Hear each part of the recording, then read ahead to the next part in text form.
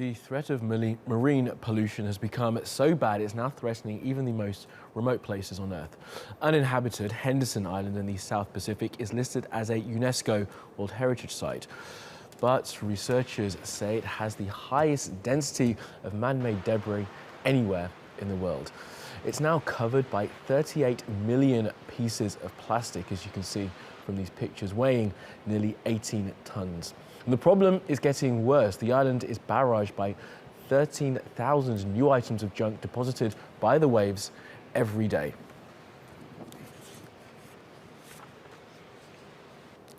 Well, Jennifer Lavers is from the Institute for Marine and Antarctic Studies and joins us now from Launceston in Australia. Jennifer Lavers, thanks very much for joining us on TRT World. Now, is there any way that this can be reversed? I mean, if this is the way that the tides are flowing in the ocean currents, can you stop all this plastic, apart from not putting it in the ocean, from landing on islands like this?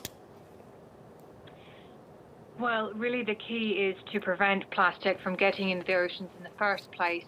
You're correct that once it's there, it gets distributed by currents from the top of the globe to the bottom, from the Antarctic to the Arctic.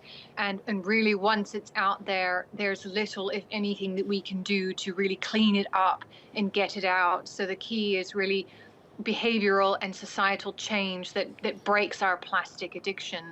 I mean, quite a depressing thought, isn't it? That we've already ruined this island and perhaps others will be coming, and all we need to do is try and re-educate. How is that re-education process going? Are people understanding that you can't just dump things in the ocean, they will end up somewhere?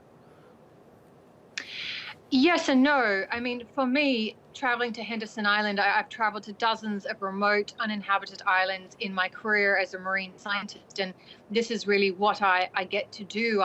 My role is to bring these islands to you, to the public, so that we can make better decisions. And I can say that the quantity of plastic on Henderson was enormous, like nothing I'd ever seen. But it's not unique in the sense that a lot of the world's islands are indeed suffering this same fate. There are beaches strewn with plastic all over the world, and we all need to do something about this.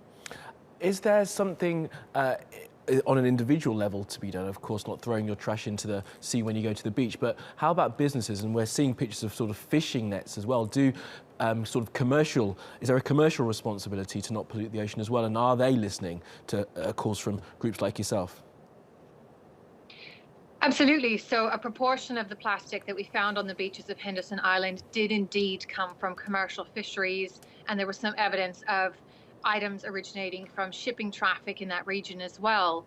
But remarkably, despite the island being probably 5,000 kilometers from the nearest city, the majority of items that we found on the beaches were everyday consumer items, items that some of us would consider disposable. And what I would argue is that nothing that's made out of plastic, a product that is essentially designed to live forever, should ever be classified as disposable. And we are making some progress. There are some groups and some individuals who are listening, but not enough. And I think the story of Henderson, I hope, changes that, and more people get engaged in this conversation and are willing to challenge themselves to change their behavior. And Jennifer, of course, this plastic will have built up over years. Do you think there's a generational thing happening? People of perhaps my generation and younger will be more aware of the fact that you can't throw things in the ocean and you need to be more careful about the environment that we all will have to live in? Indeed. I mean, the young generation sees what's going on around them. They know that this is potentially the future that they face. They don't want that future, and they do generally seem to be relatively aware of environmental issues. So it is fantastic, and they're brilliant to engage with. But I think everyone, every country, every individual holds some responsibility in generating this problem. One of the things that we found on Henderson was we found containers and bottles and items from Germany, from the United States, from Australia. And the message there was that, you know, no one got a free pass. We all have responsibility in this. We created the problem. Now we've got to fix it. And let's hope we can. Jennifer Lavers from the Institute for Marine and Antarctic Studies, thanks for joining us.